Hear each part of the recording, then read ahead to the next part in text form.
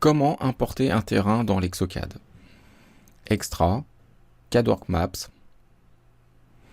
Et ici, vous avez une fenêtre qui vous permet d'importer un terrain. Vous pouvez d'ailleurs l'agrandir un petit peu si vous souhaitez. Voilà, ça permet d'avoir un petit peu plus d'espace de travail. Allez, on va faire un petit import en France du côté de Dieppe. Voilà, donc il m'a retrouvé la ville de Dieppe. Alors je vais zoomer un petit peu en arrière. Ça me permet d'aller chercher un terrain un petit peu par ici. Voilà. Et je vais rezoomer dessus. Donc là, j'ai un terrain ici sur lequel j'aimerais faire une construction ici, donc importer cette partie de terrain. Alors on voit que c'est un carré ici, rouge, que j'ai en fait défini ici, et j'ai la possibilité d'avoir un deuxième carré.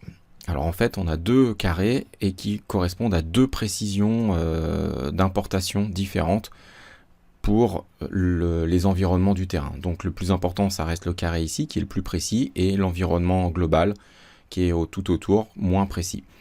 Ce qui fait que là, pour l'exemple, je vais prendre que cet exemple-là.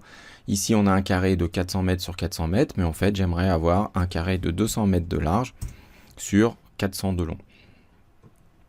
Donc, mon terrain est ici. Je vais positionner mon rectangle là, et c'est ce rectangle-là que je vais importer. La taille des pixels, je vais pouvoir mettre 0,2. Ici, la grille, c'est-à-dire les altimétries récupérées de chez Google, sera prise tous les 15 mètres. Donc on a tous les 15 mètres, 30 mètres, 60 mètres. Ici, je vais prendre le plus précis possible. Et puis, conserver l'orthophoto, je ne touche à rien. Sachez que vous avez 25 000 points par jour, par 24 heures gratuits. Donc moi, j'en ai déjà utilisé 378 aujourd'hui. Je peux faire enregistrer l'Exocad. Et là, il me dit qu'il y a 6 tuiles à télécharger.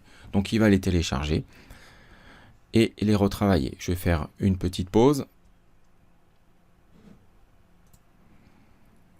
Plus qu'une tuile à charger. Voilà, maintenant il récupère les données d'altimétrie. Il me demande de créer un fichier et je l'appelle Dieppe. Voilà, il m'a créé un nouveau fichier et voilà le terrain importé.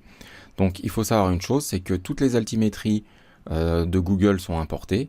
Et si je prends ce point ici, il me donne sa coordonnée Z qui est à 85 mètres et celle-ci à 0 mètres, donc le niveau de la mer.